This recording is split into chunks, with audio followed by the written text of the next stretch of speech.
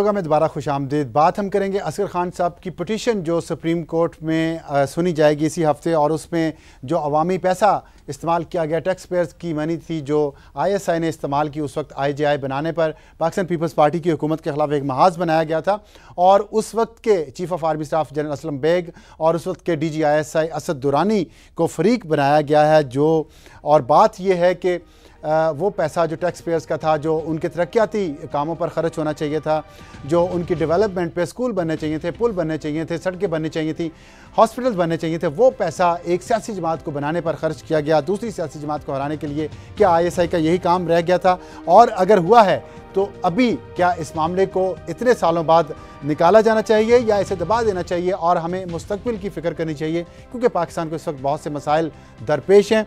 इस पर एक सिर्फ मैं बात करना चाहता हूँ, पाकिस्तान की मिसाल बार बार दी जाती है तुर्की के साथ, कि तुर्की में भी फ़ौज बहुत अरसा इक़्तिदार में रही है और अब वहाँ पे एक सियासी हुकूमत है जो तुर्की की फ़ौज को सियासत से बाहर रख रही है। वहाँ के जो वज़ीर आज़म हैं तैयब अर्दगान, उन्होंने पिछले हफ्ते एक बयान दिया है, वहाँ पे भी एक केस चल रहा है जिसमें 1987 में जो फ़ौजी बगावत हुई थी उसमें जो लोग ज़िम्मेदार थे, जो फ़ौज के आला अफसरान, उनके ख़िलाफ़ एक मुकदमा चल रहा है, और उसके बारे में तैयब अर्दगान ने कहा है कि अगर 1000 साल तक ये मुकदमा चला तो हम चलाएंगे और उसके ज़िम्मेदारान को सज़ा ज़रूर देंगे। तो मेरा ख्याल है कि ये रवायत हमारे मुल्क में भी बननी चाहिए और ये मामला जितना भी पुराना हो उसको पुराना समझ कर छोड़ नहीं देना चाहिए। जिन लोगों ने कौम के पैसे को अपने ज़ाती मकासद के लिए, सियासी मकासद के लिए इस्तेमाल किया, उनको कटहरे में ज़रूर लाना चाहिए। और अगर पाकिस्तान के मुंतखब वज़राए आज़म सुप्रीम कोर्ट के कटहरे में आकर खड़े हो सकते हैं तो फिर पाकिस्तान के साबिक चीफ ऑफ आर्मी स्टाफ और साबिक DG ISI को भी कटहरे में पहुंचना चाहिए, अपना बयान देना चाहिए, सच बताना चाहिए और उसके नताइज भी भुगतना चाहिए। इस पर बात करेंगे हम सलमान अकरम राजा साहब से, जो वकील हैं असगर खान साहब के, जिन्होंने ये पिटीशन दायर की है। सलमान साहब अस्सलाम वालेकुम। जी अस्सलाम वालेकुम। बताइएगा कि आपके जो पिटिशनर्स हैं असगर खान साहब, वो बहुत अरसे तक कहते रहे हैं कि ये पिटीशन सुप्रीम कोर्ट में आए, सुप्रीम कोर्ट को भी तनकीद का निशाना बनाया जाता रहा कि वो एक ख़ास पार्टी के ख़िलाफ़ केसेस लेता है। अब ये केस आया है, आपके ख्याल में ये मंतकी अंजाम तक पहुँचेगा या ये भी 1000 साल तक चलने का इरादा है? देखिए, ये तमाम मामला तो अब सुप्रीम कोर्ट के हाथ में है और कुछ कहना कबल अज़ वक्त होगा कि सुप्रीम कोर्ट इसको कैसे लेकर आगे बढ़ेगा।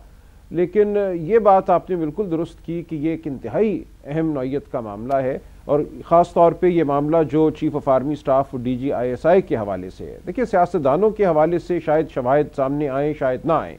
इस वक्त तक हमारे पास जो शवाहिद हैं वो सिर्फ जनरल दुरानी का एफिडेविट और असलम बेग साहब का बयान है जो उन्होंने अदालत में दिया। सियासतदान एन मुमकिन है आके इस तमाम मामले को झुटला दें कि हमने नहीं लिए पैसे, और बात फिर इन्होंने कहा और उन्होंने कहा कि दरमियान लटक जाए।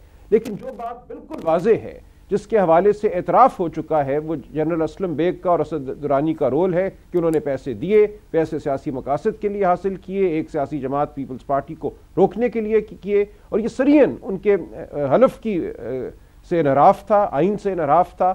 हम अगर मेमो के हवाले से, हुसैन हक्कानी साहब के किरदार के हवाले से सच्चाई जानना चाहते हैं तो क्यों हम यहाँ आकर तामुल का इजहार करें, क्यों हम सच्चाई ना जानना चाहें और जिम्मेदारान को क्यों सजा ना देना चाहें। आपने बिल्कुल दुरुस्त मिसाल दी तुर्की की, मैं इसमें अर्जेंटीना की मिसाल डाल दूंगा, जनरल पिनोशे की। 20-25 साल बाद भी वहाँ उनके खिलाफ मुकदमात जिंदा रहे और उनको कहा गया कि आप अदालत के सामने पेश होएं, इस वक्त तक कि वो अदालत के बायस ना पेश हो सके और बाद में इंतकाल कर गए। अच्छा, लिहाजा कुछ जराइम ऐसे होते हैं जिनको पसे पुश्त नहीं डाला जा सकता। ठीक है, ये बताइएगा, आईनी निज़ाम की जो जड़ है वो मुतजलजल हो जाती है अगर आप इन बातों को नज़रअंदाज करें। राय साहब, ये बताइएगा, अगर असलम बेग और असद दुरानी ये कह देते हैं अदालत में कि हमें तो उस वक्त के सदर गुलाम इसहाक खान ने ये हुक्म दिया था कि आप ऐसा करें, फिर केस की नौयत क्या होगी?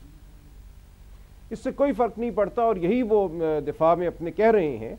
लेकिन ये देखिए कि जो उनका हल्फ है, जिसके हल्फ के तहत वो अपनी जिम्मेदारियां अदा कर रहे थे, वो हल्फ बड़ा वाजे है, आइन बड़ा वाजे है, आर्मी एक्ट बड़ा वाजे है। ये उस हल्फ की कैसे खिलाफ वर्जी है? अगर सदर ममलकत उनको कह रहा है तो हल्फ की खिलाफ वर्जी कैसे? नहीं है।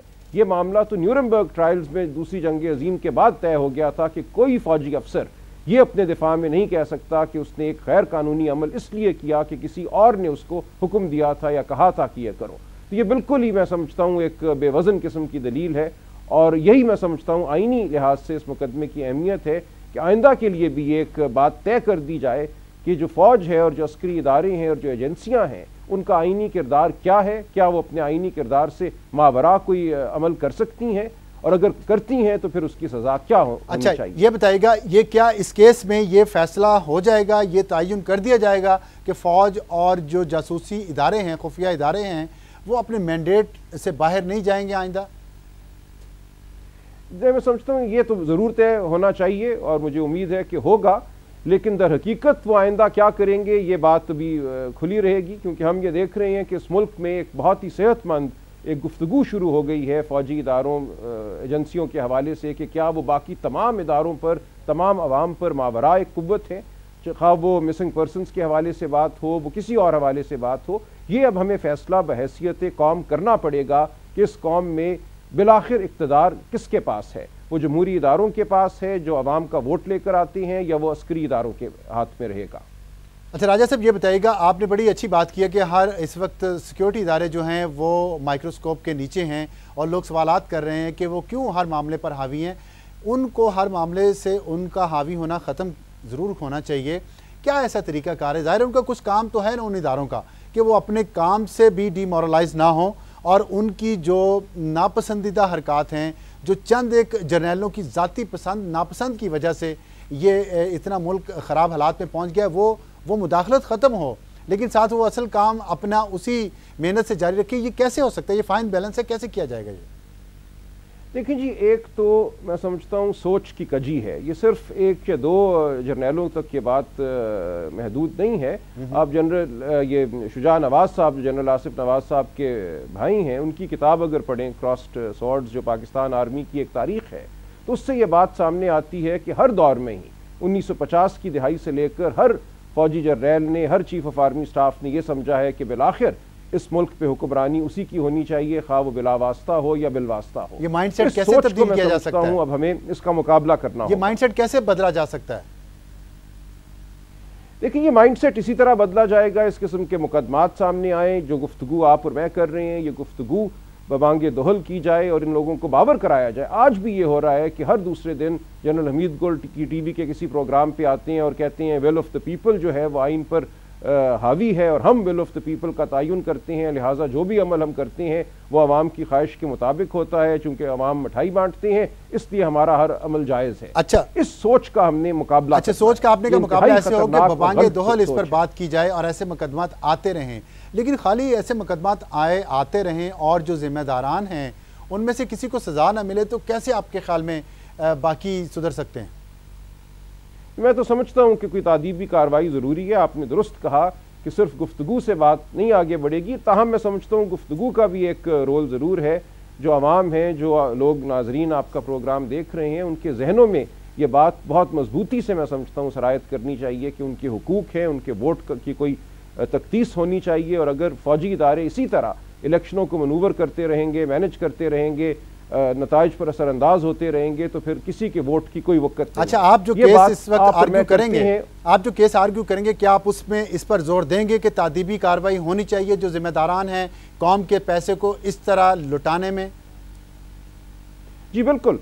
असगर खान साहब ने जो 1996 में ख़त लिखा था उसमें उन्होंने बिल्कुल चीफ जस्टिस ऑफ पाकिस्तान से डिसिप्लिन की दरखास्त की है। ठीक है। अच्छा, आखिरी सवाल राजा साहब, इनको डिसिप्लिन किया जाए। आखिरी सवाल पूछना चाह रहा हूँ आपसे ब्रेक पर जाने से पहले। जो असगर खान साहब, ज़ाहिर है वो खुद एयर मार्शल रहे हैं, इस मुल्क की फ़िज़ाइया को उन्होंने बनाया है और बड़े काबिल इज़्ज़त, काबिल एहतराम हैं वो पाकिस्तान की सोसाइटी में, और एक सोल्जर हैं, ज़ाहिर है रिटायर्ड सोल्जर हैं। उनकी तरफ से ये पटिशन आना, आपके ख्याल में इसकी कोई अहमियत अलग है बजाय कि किसी सिविलियन की तरफ से आती? जी बिल्कुल, मैं समझता हूँ इसकी अहमियत बढ़ जाती है, क्योंकि वो पाकिस्तान के अस्करी इदारों के खैर खा हैं। वो कोई बाहर बैठे हुए नाकिद नहीं है। उन्होंने अपनी ज़िंदगी का तवील अरसा इन अस्करी इदारों की खिदमत में बसर किया है और उनको वाक़यातन मैं समझता हूँ दिली तकलीफ़ हुई थी ये जानकर कि अस्करी इदारे इन कामों में मुलव्वस हैं। इसीलिए वो एक मेहरबान नाकिद के तौर पर सामने आए हैं। बहुत शुक्रिया सलमान अकरम राजा साहब हमसे बात करने का। नाजरीन कह रहे हैं कि बहुत तकलीफ़ हुई एयर मार्शल असगर खान साहब को कि कौम का पैसा किस तरह ज़ाती पसंद और नापसंद पर लुटाया जाता है, और इतलात हैं कि अभी तक लुटाया जाता है, और ज़ाहिर है एक मिसाल बनेगी, तादीबी कार्रवाई होगी तो बाकियों के लिए भी उसमें सबक होना भी चाहिए। वक्त एक ब्रेक के बाद वापस आएंगे तो जो हमने आपसे शुरू में बताया था कि मारवी मेमन साहिबा ने मुस्लिम लीग नून को ज्वाइन किया है, उनके बारे में ट्वीट्स क्या हो रही हैं, ट्विटर लाइन क्या कह रही हैं और ब्लॉग्स क्या कह रहे हैं, उस पर बात करेंगे। बड़ी दिलचस्प राय आ रही है दोनों तरफ से, इस पर बात करेंगे छोटे से ब्रेक के बाद।